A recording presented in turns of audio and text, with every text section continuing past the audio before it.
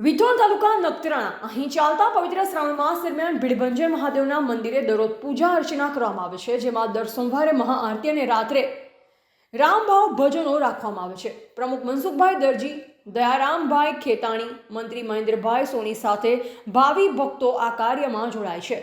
અહીં ચારે સોમવારના કૃષ્ણકાંતભાઈ પંડ્યા, કવિ પંખી મગનભાઈ ચોપડા, કિશોરભાઈ મિસ્ત્રી, લીલાધરભાઈ સથવારા, હંસરાજભાઈ મિસ્ત્રી, મનોજભાઈ જોગી દ્વારા ભવ્ય સંતવાણીનું આયોજન કરવામાં આવે છે. અહીં લોકો દરરોજ ભગવાનના દર્શન કરી ભક્તિભાવમાં તરબોળ થાય છે.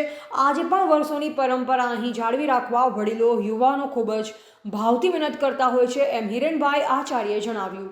રિપોર્ટર રમેશભાઈ ભાનુશાલી, નલિયાબડાસા, કચ્છ.